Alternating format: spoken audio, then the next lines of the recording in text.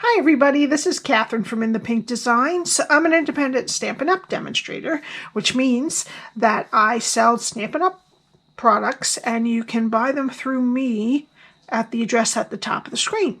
And if you're new here, please welcome first, and please subscribe and you can hit the notification bell if you'd like to be notified whenever I upload a video. So today, my project is a little slider box for the KitKat bar. And you just grab the bow and pull it up, and there's a KitKat, and then it goes right back in. So they can either keep it in there, or they can just untie the bow and pull it out. It also can pull out the side this way too if they want to. This is an old favorite. I remember doing these. My kids are 18 now, but two of them are. In one of their classes, I made a little hot cocoa slider box, but I remember the bottom was opened. But I have this closed like a regular box. It's not just a fold over. So it has some structure to it. I use the Cutest Halloween stamp set for the sentiment. You can use it to make the ghost too, but I cut that with the Halloween punch. I use the Frightful Tags dies for the hat and the tree. The Scalloped Contours dies for the scalloped rectangle, the rectangle stitch dies for the inner rectangle, and the cute Halloween designer series paper for this, and the ghost. Alrighty, and some black glittered organdy ribbon, and some 2021 to 23 in color jewels. Alright, so let me show you. Oh, first, this is what I got this from Dollar Tree. I don't know if you can see. Yeah, you can see the flashing. It was $1. So cute, right? It turns off and on. No music, which is fine with me, because it gets a little on your nerves sometimes. But I thought that was the cutest thing. I wanted to show that to you. And we're down to about a little over a week till Halloween. Actually, less than a week when this goes up. I'm filming this on Friday. This will be for Monday, as I'm going away over the weekend to see some relatives. Hooray. And Halloween is this Sunday, so this project and then 2 more projects, and then we move on to Thanksgiving and Christmas. I'm ready, but I do love doing these. Okay, so what we need for this project is a regular size, a full-size KitKat, not the extra large one, it's just the regular size. Okay, we need a piece of Highland Heather cardstock that is 9 by 4. We need 2 pieces. That's if you're going to do the back. You don't have to do the back. Then it would only be 1 piece. Of basic black cardstock that is 4 by 2 3/4. We need 2 pieces of the ghost paper from the Cute Halloween DSP that are 3 3/4 by 2 1/2. We need a piece of the ghost paper to cut our ghost out with the punch. We need, out of pumpkin pie, this rectangle from the Scalloped Contours dies. And then the stitched rectangle from Rectangle Stitch dies that fits right inside there. And this one is 2 3/4 by 1 3/8, if you were wondering. Okay, we need a witch hat from the Frightful Tags dies out of Gorgeous Grape, and the tree out of basic black. Alrighty, so let's start with our cardstock that is 9 by 4, and we're going to start on the 9-inch side. Here's my Simply Scored, and we're going to score it at 4 1/4. You can get 2 of these with a bunch extra out of each piece of cardstock too, so that's a good thing.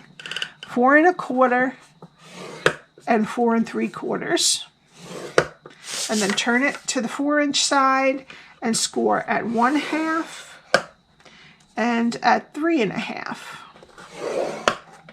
All right, and that's it. Now I'm just going to fold and burnish,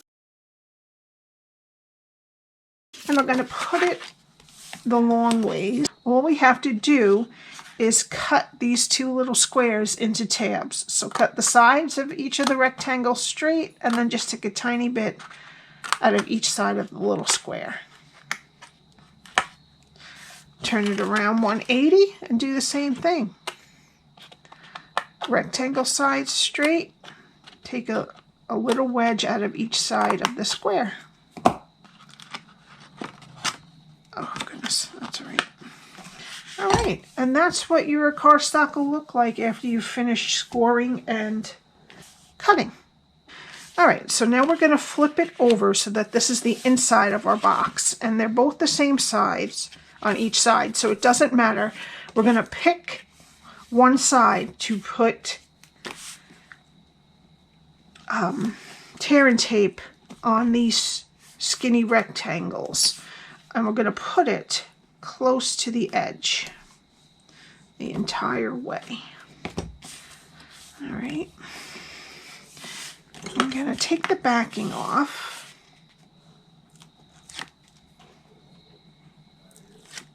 All right. And then what we're going to do is we're going to flip in the tabs, flip up the side without the tape, and then attach these rectangles with the glue right over the corresponding rectangle. And just make sure that it matches the top and bottom. And then you can stick your hand in one side and make sure it's on. Flip it over to the other side and make sure everything's nice and even again.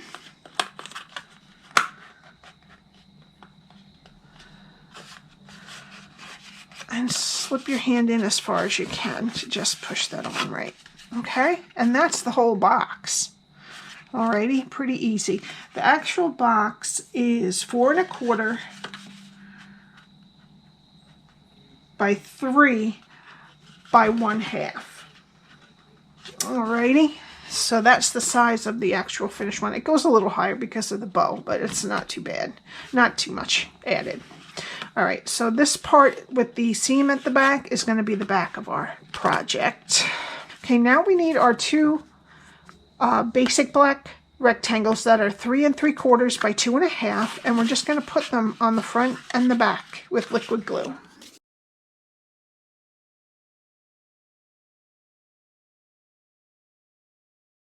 Alright, and then we're going to glue on our two pieces of DSP that are 3 3/4 by 2 1/2.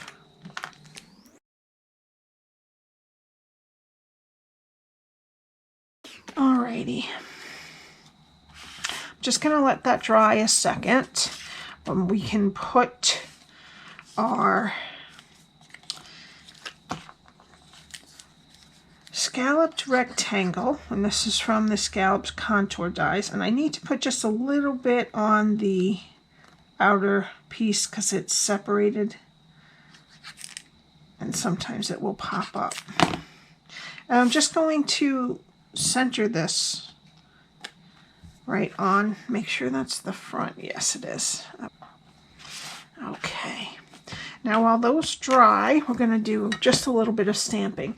Now for this, because I'm putting it on the DSP, I am using an Archival ink, which is very dark. Sometimes the Memento Tuxedo Black ink doesn't stamp as well on the DSP. It stamps okay, but it's not as nice and black. So I am going to use Archival ink. I'm going to try to get it towards the bottom. There you go. See how nice and black that is? There was an Archival ink pad. They don't sell it right now. There was one in, a couple times they had it in the paper pumpkin. I'm hoping maybe someday they come out with a full pad of it. Alright, and then we're going to just glue that right on there. Lots of liquid glue, but there's some dimensionals coming up too. And we use tear and tape. And this just fits right inside of this rectangle.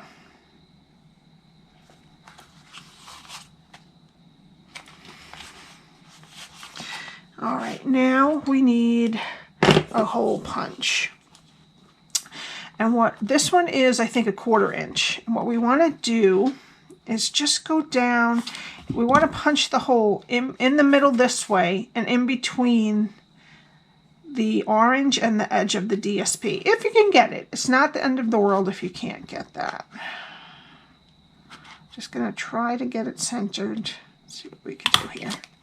There we go. And we're going to flip it over and do the same thing on the back.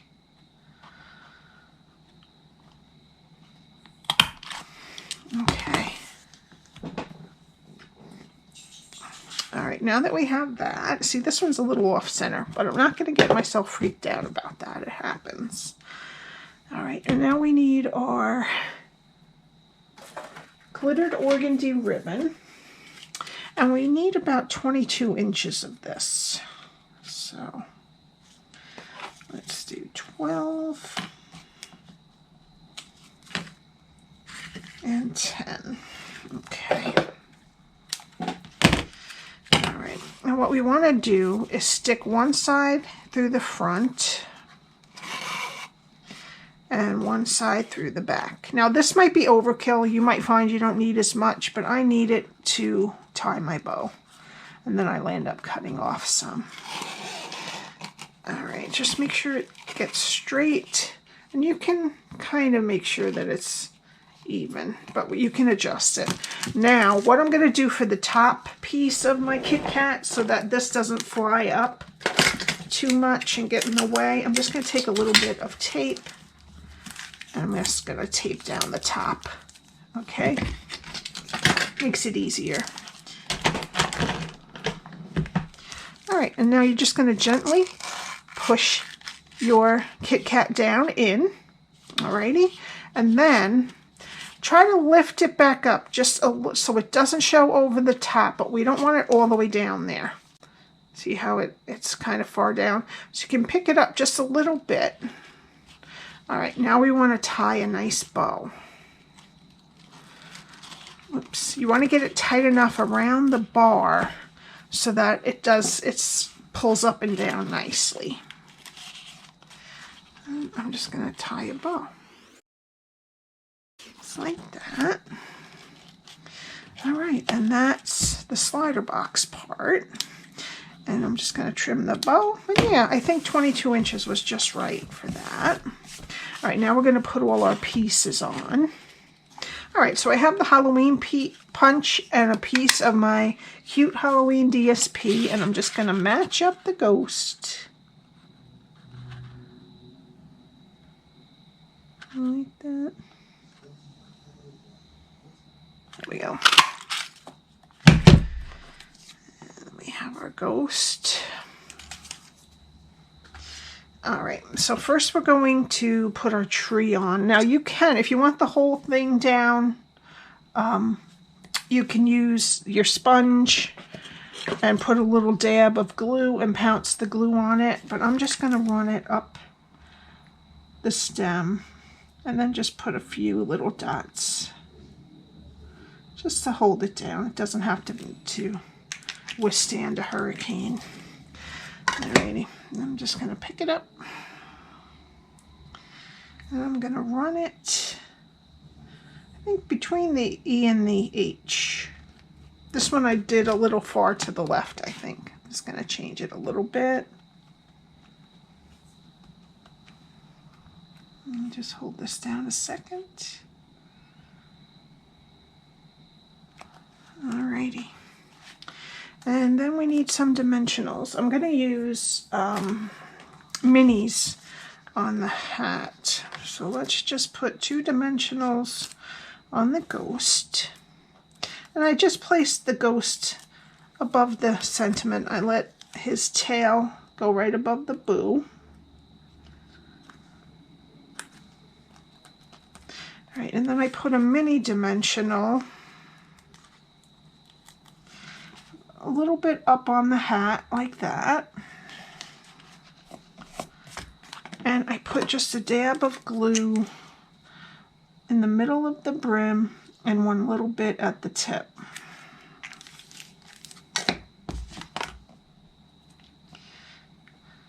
Alrighty, then I'm gonna let it go just above his eyes and put the dimensional down and then just press a little while on the rest of it. Comes out right next to the ribbon hole about. Okay. And now for the final touch, I used some In Color Jewels. I used the, I'm not remembering it, Fresh Freesia, that's it. And my Take Your Pick tool. And I just put a couple onto the tree.